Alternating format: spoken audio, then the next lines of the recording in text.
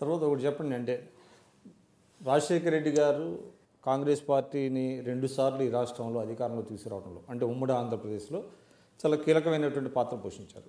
మీరు దానికి అగ్రి అవుతారు. కానీ రాహుల్ గాంధీ గారు గుంటూరులో చేసినటువంటి గుంటూరు సభలో కనీసం వైఎస్ఆర్ని కనీసం ప్రస్తావించలేదు, ఆయన పేరు కూడా అనేటువంటిది ఒక విమర్శ ఎదుర్కొంటున్నారు. దాన్ని మీరేమంటారు? అంటే రాహుల్ గాంధీ గారు నిన్న మాట్లాడిన సందర్భం అక్కడ ఉన్నటువంటి స్పెషల్ స్టేటస్ గురించి కాన్సన్ట్రేట్ చేస్తూ కేంద్రంలో ఉన్నటువంటి కేంద్ర ప్రభుత్వం రాష్ట్ర ప్రభుత్వానికి అన్యాయం చేస్తుంది, మేము కేంద్రంలోకి వస్తే స్పెషల్ స్టేటస్ వెంటనే ఇచ్చి తెలంగాణ అది కేంద్ర ప్రభుత్వం ఇచ్చినటువంటి వాగ్దానాన్ని నెరవేరుస్తామని చెప్పడమే దాని ముఖ్యత్వం. అది చెప్పాడు. అంటే ఎవరు అంత ముందు ప్రభుత్వం తెచ్చారు, ఏ రకంగా తెచ్చారు అనేటటువంటి సందర్భం వస్తే చెప్పేవాడు. దాన్ని మనం ఎవరైనా కోడి ప్రస్తావించాల్సిన అవసరం లేదంటారా? అక్కడ సందర్భం కాదు, ఇక్కడ ఎవరిదైనా ప్రస్తావించారా? ఇక్కడ కూడా జరిగింది కదా, తెలంగాణలో కూడా రాహుల్ గాంధీ గారు మీటింగ్ మాట్లాడారు, ఎవరి పేర్లైనా ప్రస్తావించారు? ఇక్కడ ప్రస్తావించలేదు కదా. అంటే దాన్ని వైఎస్ఆర్సీపీ వాళ్ళు రాజకీయం చేస్తున్నారంటారా?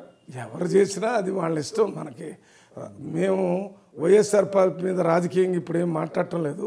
కానీ ఒకటి మాత్రం చెప్తున్నాం, ఏ సందర్భంలో మాట్లాడాలో ఆ సందర్భంలో మాట్లాడతాం.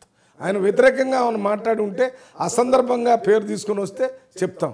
30 సంవత్సరాలు కష్టపడ్డాడు రాజశేఖర రెడ్డి. చివరిలో 2004 ముందు ఆయన పాదయాత్ర చేసిన తర్వాత కాంగ్రెస్ పార్టీ రాజశేఖర రెడ్డి కలిసి ఒక అజేయమైన బలంగా పెరిగింది.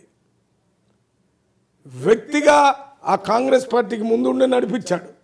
ఆ కాంగ్రెస్ పార్టీ ఆ రోజు ఫలితాలు ఇచ్చింది. కాంగ్రెస్ పార్టీ ఎప్పుడు ఆయన్ని బయట కించపరిచి మాట్లాడటానికి మీరు టీఆర్ఎస్ని పెంచడంలో కాంగ్రెస్ పార్టీ రోల్ ఉందని అంటారా?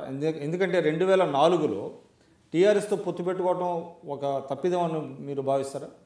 అంటే 2004లో ఉద్యమం కొంత ఉధృతంగానే ఉంది.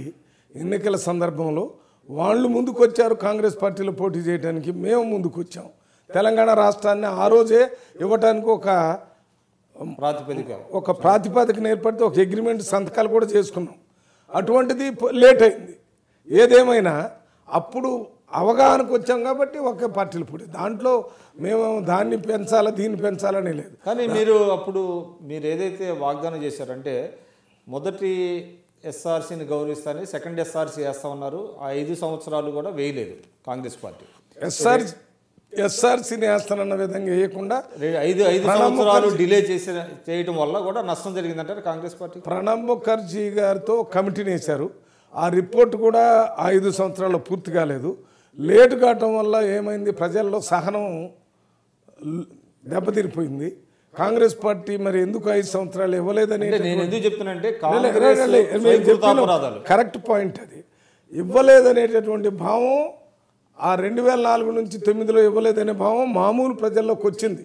ఇవ్వకపోవటానికి కారణం వేరు కావచ్చు. ఎందుకంటే ఒక రాష్ట్రాన్ని విడదీసేటప్పుడు అన్ని కోణాల నుంచి చూడాలా, ఆ చూసేటటువంటి ఆలోచన చేశారు. ఇస్తానని చెప్తూనే ఉన్నాను, నేను ఇందాకనే చెప్పాను. మనకి ఒక ప్రాంతీయ పార్టీకి ఉన్న వెసులుబాటు ఏంటంటే తెలంగాణ రాష్ట్రానికి ఇస్తానన్న మాట వాళ్ళ గురించి మాత్రమే ఆలోచించేటటువంటిది ఒక ప్రాంతీయ పార్టీ టీఆర్ఎస్ పార్టీ. ఇంకా ఈ పక్కనున్న ఆంధ్రప్రదేశ్ రాష్ట్రం కానీ, ఆ పక్కనున్న కర్ణాటక రాష్ట్రం కానీ, ఈ పక్కనున్న తమిళనాడు కానీ, అక్కడ ఉన్న ఉత్తరప్రదేశ్ కానీ, లేకపోతే హిమాచల్ ప్రదేశ్ కానీ, పంజాబ్ కానీ, ఈ నార్త్ ఈస్ట్ కానీ, వీటితో వాళ్ళకి అనవసరం. మాట్లాడితే స్టార్ట్ చేసినప్పుడు ఆ ఎండ్ చేసినప్పుడు మొదలుపెట్టినప్పుడు చివరికి వచ్చినప్పుడు ఒకటే మాట. ఎందుకని మీ పార్టీయే అంతవరకే ఉంది కాబట్టి వాళ్ళకి ఆ వెసులుబాటు ఉంది. ఆ ప్రజలు ఆ మాటలు నమ్మారు.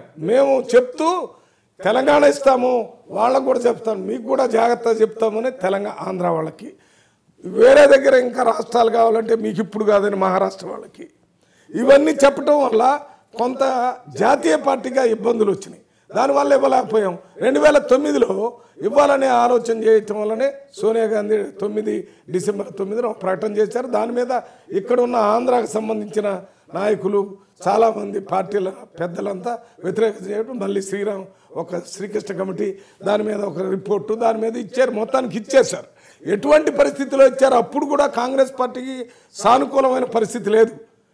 ఒక్క తెలంగాణలో ఉన్న ఎంపీలు ఓట్లు వేస్తే కూడా బిల్లు పాస్ కాదు. ఎక్కడ వాళ్ళు వేయాలా? భారతదేశంలో ఎన్నికైనటువంటి పార్లమెంట్ సభ్యుడు పార్లమెంట్లో వేయాలి. అంటే కాంగ్రెస్ పార్టీకి సంబంధించిన ఎంపీలంతా భారతదేశంలో ఉన్న వాళ్ళంతా తెలంగాణ ఇవ్వాలని చెప్పాలి. అది కాంగ్రెస్ పార్టీ ఒప్పించాలి. అది సోనియా గాంధీ ఒప్పించింది. సిడబ్ల్యూసి మీటింగ్ పెట్టి పార్లమెంట్లో బిల్లు పెట్టి, మరి ఇట్లా ఉంది పరిస్థితి, వాళ్ళు గొడవ చేస్తున్నారంటే వాళ్ళు ఆనాడు బీజేపీ వాళ్ళతో మాట్లాడి, సుష్మా స్వరాజ్తో మాట్లాడి ఆ హౌస్లో దాన్ని చాలా గందరగోళం మధ్య పాస్ చేయించి, ఏంటిది ఎందుకు చేసింది? ఈ సందర్భంలో అక్కడ ఓడిపోతారనే రిపోర్ట్స్ ఉన్నాయి కదా. అప్పుడే సోనియా గాంధీ గారు అన్నది, మనం ఓడిపోయినా పర్వాలా, ప్రజలు ఓడిపోకూడదు. ప్రజలు ఓడిపోతే ప్రజాస్వామ్యం ఓడిపోద్ది, ప్రజాస్వామ్యం పోతే డిక్టేటర్షిప్ వస్తుంది, అరాచకం వస్తుంది. అది రాకుండా ఉండాలి.